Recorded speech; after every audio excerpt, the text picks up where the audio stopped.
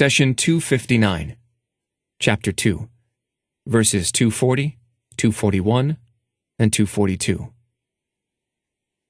Those of you who die leaving wives behind should make a bequest to their wives of maintenance for a year without them having to leave their homes. But if they do leave, you are not to blame for anything they do with themselves with correctness and courtesy. Allah is Almighty, All-Wise. Chapter 2, verse 240.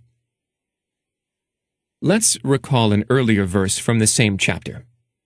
God says, "If any of you die and leave widows, the widows should wait for 4 months and 10 nights before remarrying. When they have completed this set time, you will not be blamed for anything they may reasonably choose to do with themselves. God is fully aware of what you do." Chapter 2, verse 234. So there are 2 rulings related to dying men and their widows. The first ruling, from verse 234, states that the widow should complete her Iddat waiting period of 4 months and 10 days before moving on with her life. The second ruling is for the husband to make a proper will, allowing his wife to remain in his house for 1 year without being expelled or even asked to leave. So the widow is obligated to stay for the first 4 months and 10 days, and she should have the option and the right to remain in the family home up to 1 full year. God says, "Those of you who die leaving wives behind should make a bequest to their wives of maintenance for a year without them having to leave their homes." The will should come from the dying husband, giving his wife the option to remain in the house beyond the mandatory Iddat for up to a year. No one has the right to ask her to leave the marital home. The verse continues, "But if they do leave, you are not to blame for anything they do with themselves with correctness and courtesy." The choice to stay or to leave the marital home after 4 months and 10 days is entirely up to the widow. We now move to the next verse in the cow. God says, "And for divorced women is a provision according to what is acceptable, a duty upon the righteous." Chapter 2, verse 241. For every social situation, Allah made a suitable ruling. We have studied a few examples in regards to financial support for divorced and widowed women.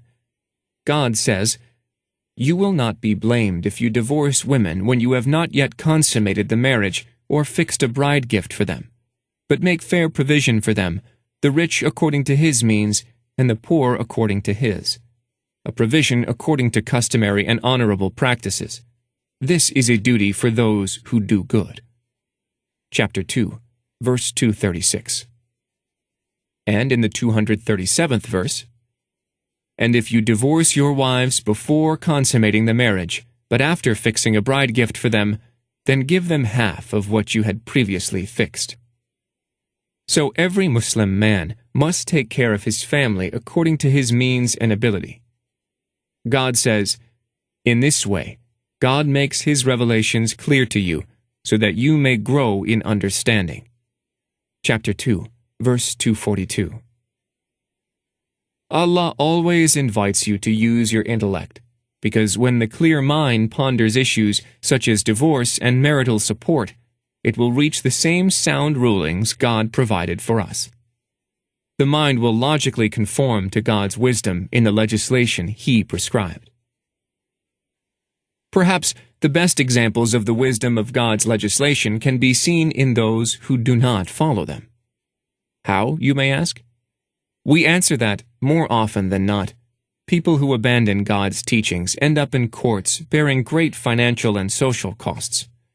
When people do not abide by the laws of the Creator, it is only logical that problems arise.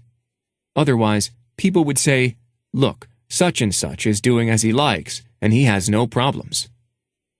I have seen many examples of people who rebelled against God's teachings in regards to family matters only to become the most vocal supporters of these teachings after they suffered severe family problems. They realized, through experience, that the best family rules come from the one who created families.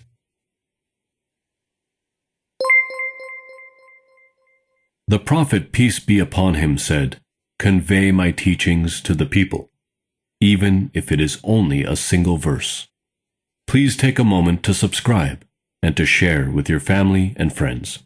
Visit us at www.QURANGARDEN.com.